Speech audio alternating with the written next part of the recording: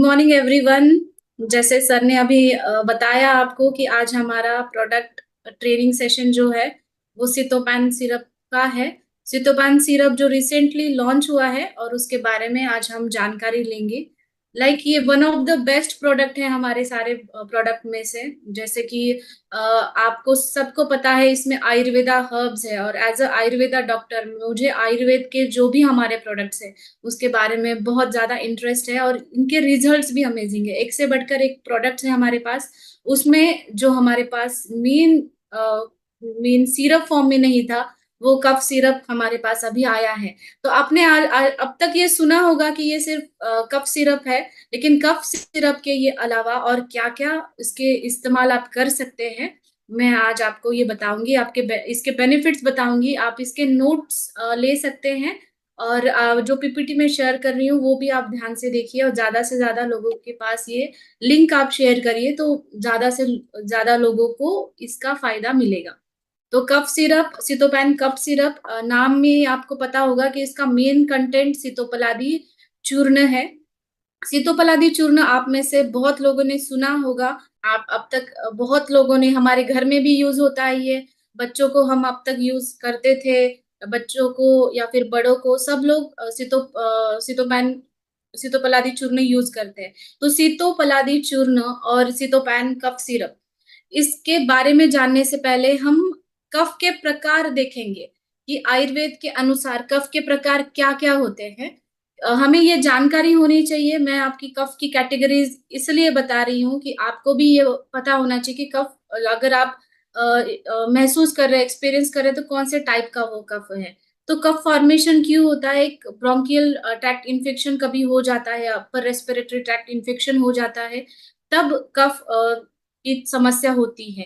या फिर हमारे म्यूकोजा का इरिटेशन हो जाता है, जैसे नेजल म्यूकोजा से लेकर भी अगर इरिटेशन हो जाता है तो उसका जो परिवर्तन है इन्फेक्शन में हो जाता है, और फिर खांसी आना शुरू हो जाता है। तो आयुर्वेदा में कफ को 5 प्रकार में बताया है, जिसमें वात पित्त कफ, ये 3 दोष जब बढ़ते हैं तब वो जो कफ होता है उसको हम ये दोषों के अनुसार नाम बताया है। और क्षतज और क्षयज कफ, जो 5 प्रकार है, आप भी कोरिलेट कर सकते हो, आपने कभी एक्सपीरियंस किया होगा। तो वात दोष अगर बढ़ता है तब कफ कौन से टाइप का होता है? वो ड्राई कफ होता है, बहुत कम बलगम निकलता है, सूखी खांसी रहती है। पित्त में कभी कभी स्टिकी म्यूकस निकलता है, या फिर म्यूकस गले में ही चिपका रहता है, बाहर नहीं निकलता। आपने ऑब्जर्व भी किया होगा, कभी एसिडिटी के बाद भी ऐसा होता है। और कफ दोष जब शरीर में बढ़ जाता है तब म्यूकस बहुत ही थिक होता है, कंजेशन बहुत ज्यादा होता है, वीजिंग बहुत ज्यादा होती है। तो ये कफ दोष बढ़ने की वजह से होता है। क्षतज मतलब आप ऐसे कुछ व्यायाम कर रहे हो जो आपके सहन शक्ति से भी आगे के व्यायाम आप कर रहे हो, तब आपको क्षत हो सकता है। या फिर चेस्ट इंजुरी हो रही है, तभी भी आपको क्षतज जो है खांसी हो सकती है। और क्षयज मतलब जिनको क्रॉनिक डिसीजेस है, लाइक ट्यूबरक्यूलोसिस है, लंग डिसीज है, लंग इन्फेक्शंस है, ब्रोंकियल अस्थमा क्रॉनिक है, तो इसको क्षयज कास हम कह सकते हैं, जो उनको खांसी धातुओं का क्षय होने की वजह से होती है। तो ये 5 कैटेगरी मैंने आपको इसलिए बताई क्योंकि ये पांचों कैटेगरी पे हमारा ये सितोपैन कफ सिरप काम करता है। आपका कफ कोई भी टाइप का हो, वात दोष की वजह से, पित्त दोष की वजह से, कफ दोष की वजह से, या फिर आपको चेस्ट इंजुरी या फिर कुछ ज्यादा व्यायाम करने की वजह से हुआ है, या फिर क्षय जैसे क्रॉनिक डिसीजेस में होता है, ऐसा भी होता है, तो सभी में सितोपैन कफ सिरप का बेनिफिट हमें देगा। तो बेनिफिट हमें ये कैसे मिलते हैं? इसके अंदर जो इंग्रेडिएंट्स है वो पूरे आयुर्वेदा हर्ब्स है, जिसके बारे में हम और डिटेल में जानकारी लेंगे। अभी आपको स्क्रीन पे दिख रहा है त्रिकटु। त्रिकटु एक बहुत अच्छा फॉर्मुलेशन है आयुर्वेदा का, जो एब्सॉर्प्शन है, जो भी हम न्यूट्रिशन ले रहे हैं उसका एब्सॉर्प्शन अच्छे से होगा, और इम्यूनिटी के लिए भी बहुत अच्छे से काम करता है। फिर आता है हरिद्रा। हरिद्रा को हम हल्दी कहते हैं। हरिद्रा हम जनरली कभी भी थ्रोट इन्फेक्शन हो रहा है तो आप खुद ऑब्जर्व किया होगा आपने कि आप उसके गार्गल करते हैं हल्दी के पानी के, या फिर हल्दी का पानी गुनगुना करके पीते हैं, क्योंकि उसके जो एंटी इन्फ्लेमेटरी इफेक्ट है और जो सूदिंग प्रॉपर्टीज है उसकी वजह से हल्दी ये ज्यादा रेस्पिरेटरी डिसीजेस में यूज होती है। तुलसी तुलसी हमारे लगभग हर एक घर में होती है। जभी भी सर्दी खांसी होती है, तुलसी की चाय बनाते हैं या फिर तुलसी का रस आप ले लेते हैं, तो वो एक इम्यूनिटी सिस्टम के लिए बहुत अच्छी है, इन्फेक्शंस के अगेंस्ट फाइट करती है। और शहद, जैसे हमारे पास भी हनी है, मल्टीफ्लोरा हनी और तुलसी हनी, आपने खुद ट्राई भी किया होगा वो। हनी एक बेस्ट रेमेडी है कफ के लिए, जिनको भी कफ दोष ज्यादा होता है। इसीलिए आपने ऑब्जर्व किया होगा कि बच्चों को भी आप कभी हनी देते हो तो उनको जो बार बार बीमार पड़ते हैं, लाइक सर्दी खांसी होती है या फिर फीवर होता है, उसके बाद वो भी उनकी टेंडेंसी भी कम होती है। तो हनी एक प्रूवन होम रेमेडी है जो कफ के अगेंस्ट काम करती है। और उसके पास मेन हमारा कंटेंट है, मेन बेस कंटेंट है सीतोपलादी चूर्ण। तो सीतोपलादी चूर्ण में 5 टाइप के हर्ब्स है, कॉम्बिनेशन है। तो ये कॉम्बिनेशन में दालचीनी है, इलायची है। ये सारे दालचीनी की वजह से एक मुख शुद्धिकर इफेक्ट हमें मिलता है। जब भी खांसी होती है तो आपने ऑब्जर्व किया होगा कि मुंह में एक अलग सा टेस्ट आता है और कुछ अलग सा स्मेल भी आता है। तो उसमें ये बहुत अच्छे से काम करती है। और मेन आयुर्वेद के संहिताओं में ये राजयक्ष्मा या फिर कफ दोष या फिर कास अध्याय, इसके अंडर इसका वर्णन किया गया है। तो आयुर्वेद में ट्रेडिशनली सीतोपलादी चूर्ण कफ और रेस्पिरेटरी डिसीजेस के लिए यूज होता आ रहा है। लेकिन सीतोपलादी मेन कंटेंट तो है ही, लेकिन सीतोपलादी के साथ में और हमारे पास जो हर्ब्स है, जो आपने प्रीवियस स्लाइड में भी देखे और अभी आप देख रहे हैं, ये सारे हर्ब्स हमारे इम्यूनिटी के ऊपर बहुत अच्छे काम करते हैं, रेस्पिरेटरी सिस्टम के ऊपर बहुत अच्छा काम करते हैं। तो ऐसा नहीं है कि आप, अगर आपको कफ है तभी आपको ये लेना है। जैसे आप देख सकते हो अभी सीजन चेंज हो रहा है, लाइक वसंत ऋतु चल रहा है, तो वसंत ऋतु कफ प्रकोप होने का काल है। मतलब जिनको भी ऑलरेडी डिसीजेस है कफ के, चेस्ट कंजेशन उनका ज्यादा बढ़ेगा, अस्थमैटिक अटैक उनके ज्यादा बढ़ेंगे। ये जो ऋतु संधि का काल होता है, एक ऋतु खत्म होगी दूसरा ऋतु जब शुरू होता है, वो काल है। या फिर जो लोगों को एलर्जी होती है, लाइक डस्ट की एलर्जी होती है, पोलन्स की एलर्जी होती है, या फिर पेट्स के जो हेयर्स होते हैं, या फिर किसी किसी को एनवायरमेंटल चेंजेस होने के बाद भी एलर्जिक राइनाइटिस जैसे लक्षण दिखते हैं, जैसे कि सर्दी है, खांसी है, बार बार सुबह उठने के बाद बार बार स्नीजिंग होती है, बहुत बार छींके आने लगती है उनको, और फिर रनी नोज या फिर आंखों में से पानी निकलना, हेडेक होना, साइनोसाइटिस, ये सारे चेंजेस बहुत दिखते हैं।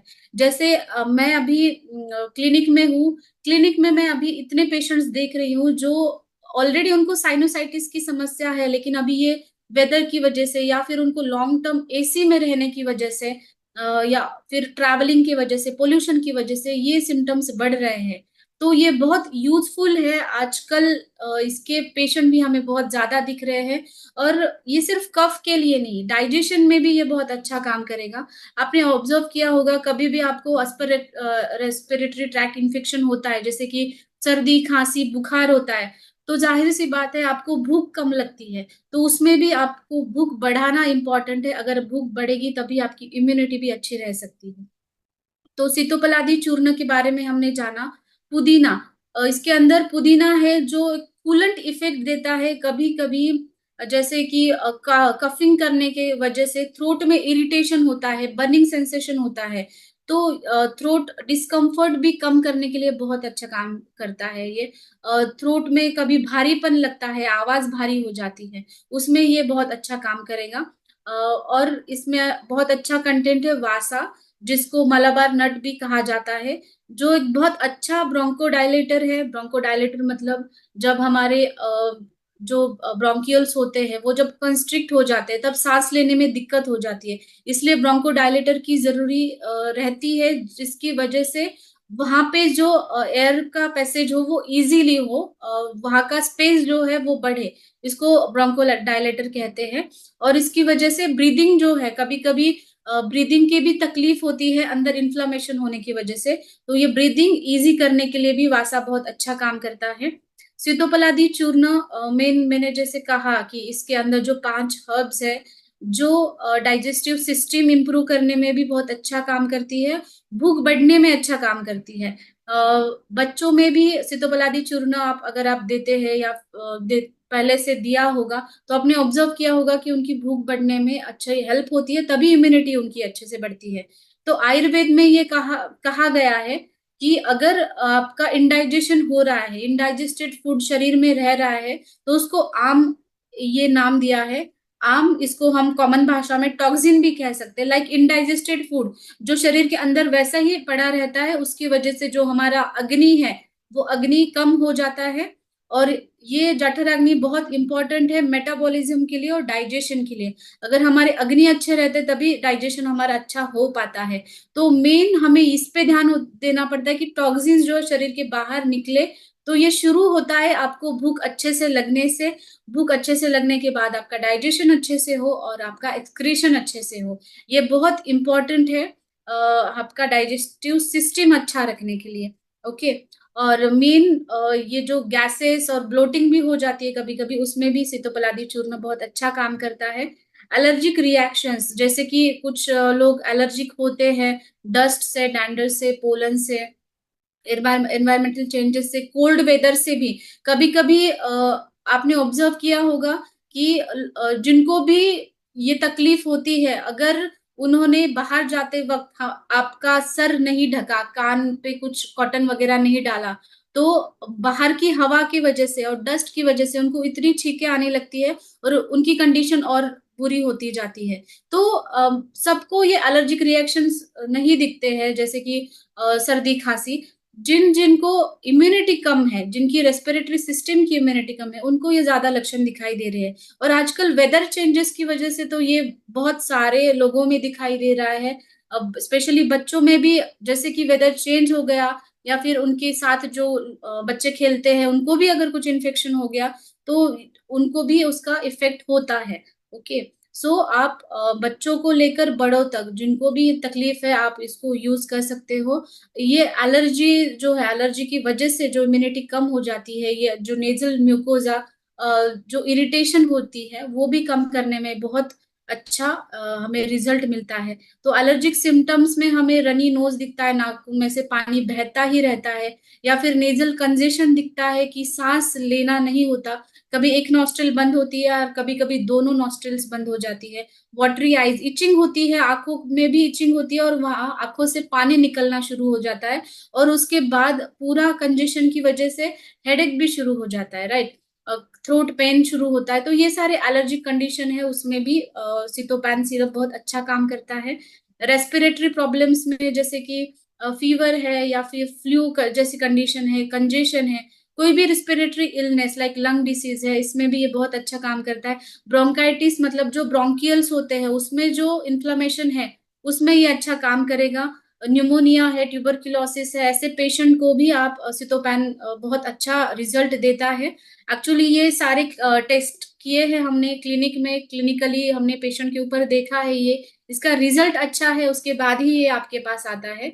तो ये ट्राइड और टेस्टेड होता है कभी भी आपके पास कोई फॉर्मूला आता है तो ये क्या करता है, कभी कभी आपने ऑब्जर्व किया है कि खांसी आती है और बलगम जैसे ऐसा लगता है कि लंग्स में जमा हुआ है, वो निकलता नहीं है। और ना निकलने की वजह से कभी कभी वीजिंग साउंड आता है, चेस्ट में से साउंड्स आने लगते हैं, आपने ऑब्जर्व किया होगा कभी। तो ये जो कफ सैचुरेट हुआ है लंग्स में, वो ना निकलने की वजह से होता है। तो ये जो कफ है उसको लूज करने में और वो शरीर के बाहर निकलने में ये बहुत अच्छा हेल्प करता है सीतोपलादी। मेन एंटीऑक्सीडेंट है, एंटी इन्फ्लेमेटरी प्रॉपर्टीज है इसके अंदर, इसकी वजह से जो स्वेलिंग है वो भी कम हो जाती है। और कफ, नॉर्मली कफिंग का जो रिएक्शन है वो भी कम करने की प्रॉपर्टीज है। और ये बहुत सॉफ्ट रेमेडी है जो बच्चों को भी यूज होती है। सितोपलादी चूर्ण है, सितोपैन सिरप है, तो ये बच्चों को भी हम यूज कर सकते हैं। तो इसमें जो कंटेंट है उसको हम एक एक कंटेंट को अभी शॉर्ट में अभी जानेंगे। बाकी डिटेल में तो ये बहुत सारे बहुत हर्ब्स है और इस हर्ब्स में बहुत अच्छी अच्छी प्रॉपर्टीज है। रेस्पिरेटरी ट्रैक्ट इन्फेक्शन में तो काम करती है, लेकिन ओवरऑल बॉडी में भी ये कैसे काम करती है वो हम जानेंगे। जैसे अभी आप स्क्रीन पे देख रहे हो वासा, इसका एक पौधा आप देख रहे हो, उसको मलाबार नट भी कहते हैं, हिंदी में उसको वासा का कहते हैं। तो ये रेस्पिरेटरी ट्रैक्ट डिसऑर्डर में पहले से ट्रेडिशनली यूज होता आ रहा है। इसका सेपरेट कफ सिरप भी आपने देखा होगा, लेकिन स्पेशली हमें बैलेंस करना बहुत इंपॉर्टेंट होता है। जो हर्ब्स हमारे हैं उसका वो बैलेंसिंग करने के बाद जो रिजल्ट मिलता है, जो हमें सितोपैन सिरप से दिखाई दिया है। तो एक बहुत पोटेंट एंटी माइक्रोबाइल एजेंट होता है, कूलिंग प्रॉपर्टीज है। इसके अंदर एक एक्टिव कंपोनेंट है वैसेसिन, जो एंटी एलर्जिक है। जिनको भी एलर्जी होती है उनमें ये बहुत अच्छा काम करता है। ब्रोंको डायलिटेशन प्रॉपर्टी है, जैसे मैंने पहले कहा कि अगर आपके ब्रोंक्यूल्स कंस्ट्रिक्ट हो रहे हैं तो उसको वाइडन करने का काम ये करेगा। इसकी वजह से आप इजीली सांस ले पाते हो। एक्सपेक्टोरेंट है, मतलब अगर कफ नहीं निकल रहा, बहुत तकलीफ होती है कभी कभी को बलगम बाहर निकलने में, और चेस्ट में उसकी वजह से पेन शुरू होता है, तो वो भी बाहर निकालने में बहुत अच्छा काम करता है। और वासा का उपयोग बाकी रक्त धातु के ऊपर भी बहुत अच्छा है, स्किन डिसीजेस के ऊपर अच्छा है। तो ये सारे जो उसके बेनिफिट्स का वर्णन आयुर्वेद में बहुत अच्छे तरीके से दिया है। लेकिन स्पेशली हमारा रेस्पिरेटरी डिसीजेस के ऊपर ज्यादा काम मैंने अभी एक्सप्लेन किया। इसका रस तिक्त और कषाय है, मतलब ये कड़वा है और कसेला है। तो इसके वजह से जो कफ की प्रोडक्शन है वो भी कम होता है। लघु रुक्ष है, रुक्ष मतलब रूखापन की वजह से कफ की निर्मित है वो कम होती है। मेन दोषों के ऊपर ये काम करता है, कफ और पित्त दोष के ऊपर वासा बहुत अच्छा काम करता है। उसकी वजह से अगर खांसी हो रही है तो उसमें काम करता है। आप हल्दी को सब घर में यूज होती है। हल्दी तो हम पहले से एंटी इन्फ्लेमेटरी है और कफ को कम करने वाली है। कभी कभी आपने देखा होगा कि हल्दी का लेप भी लगाया जाता है जिनको बार बार सर्दी खांसी होती है, या फिर उसके पानी के गरारे भी किए जाते हैं। तो हरिद्रा में नेचुरल एंटीसेप्टिक है, नेचुरल एंटीबायोटिक जैसा काम करती है। कभी कभी टीबी के पेशेंट में इन्फेक्शन बढ़ने की चांसेस बहुत ज्यादा होती है, तो वो इन्फेक्शन कम करने का भी काम हरिद्रा बहुत अच्छा करती है, हल्दी अच्छा करती है। कफ और पित्त दोष के ऊपर ज्यादा अच्छा काम करती है। कफ दोष बढ़ने की वजह से ही हमें ज्यादा खांसी दिखाई दे रही है आजकल। और ये एक होम रेमेडी, एक कॉमन हमारे घर में कोल्ड और कफ के लिए यूज होती आ रही है। एंटी इन्फ्लेमेटरी है, सूजन है कहीं पर भी आपके रेस्पिरेटरी ट्रैक्ट में सूजन है, उसमें भी ये बहुत अच्छा काम करेगी। तुलसी, तुलसी इसमें और एक अच्छा इंग्रेडिएंट है। तुलसी के पत्ते का रस है या फिर तुलसी की चाय है, हम अब तक यूज करते हैं। तो तुलसी में कुछ ऐसे कंटेंट्स है जो हमारे अस्थमा है, कोल्ड है, कफ है या फिर फीवर जैसे लक्षणों को कम करने में तुलसी बहुत अच्छा काम करती है। तुलसी का रस या तुलसी का जूस। और लंग्स डिसीज में जिनको सीओपीडी जैसे डिसीजेस है, उनमें लंग्स की हीलिंग करने में और लंग्स का जो है स्ट्रेंथ बढ़ाने में भी तुलसी बहुत अच्छा काम करती है।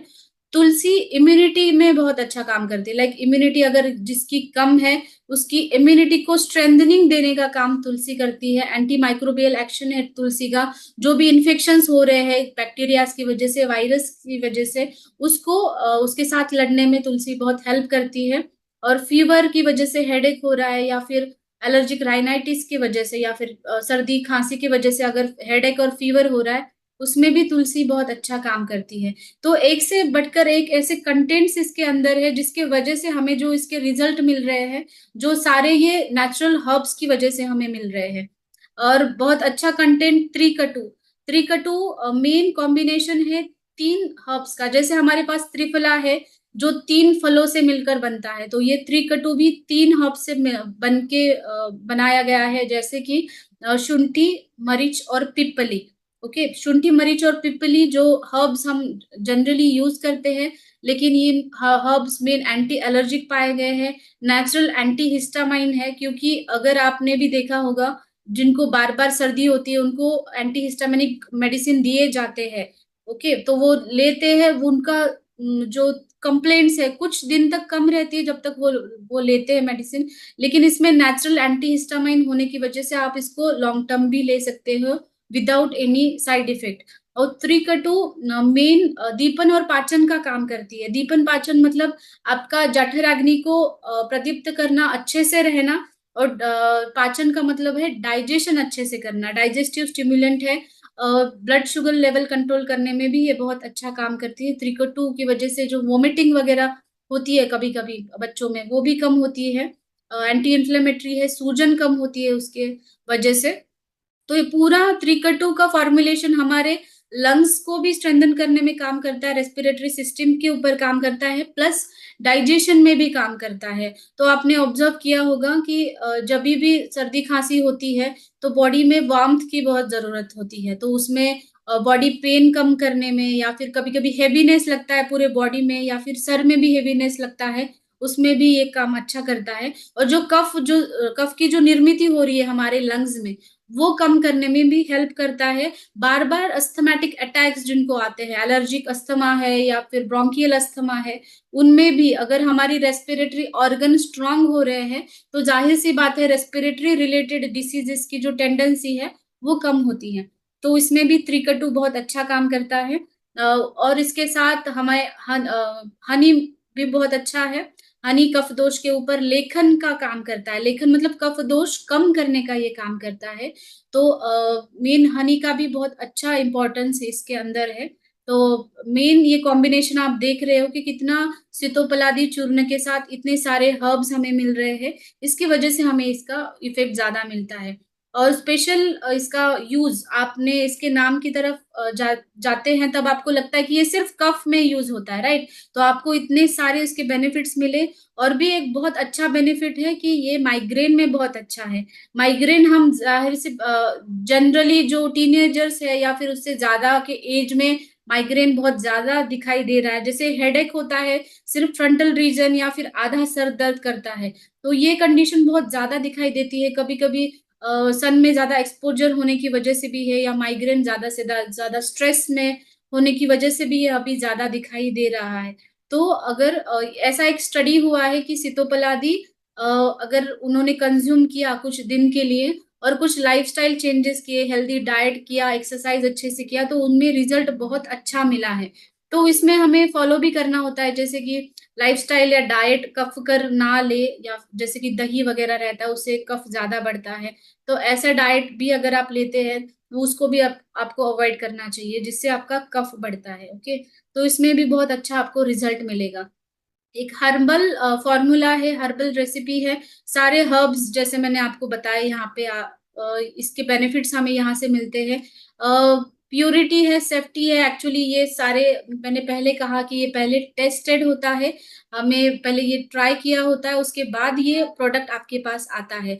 और पूरे फैमिली में जैसे बच्चों से लेकर बड़ों तक सबके लिए ये यूज़फुल है, और उसके रिज़ल्ट्स भी बहुत अच्छे हैं। और उसका मेन एक हमें बेनिफिट ये मिलता है कि एक नॉन ड्राउज़ी है। कभी भी आपने ऑब्ज़र्व किया होगा कि जब कफ सिरप आप कोई भी कफ सिरप लेते हो, तो उससे नींद आने लगती है। तो इसकी वज़ह से बहुत लोग उसको लेना अवॉइड करते हैं, मतलब दिन में लेना अवॉइड करते हैं, या फिर कभी-कभी डॉक्टर ही रिकमेंड करते हैं कि आप जब रात में सोते हैं तभी आप ये लेके सो जाएँ, क्योंकि इसकी वज़ह से कभी-कभी कफ सिरप्स की वज़ह से नींद आने लगती है। तो एक नॉन ड्राउज़ी फ़ॉर्मूला है जिसकी वज़ह से आपको नींद नहीं आएगी, आप through out the day alert रहोगे और अलर्टनेस आप में रहेगा।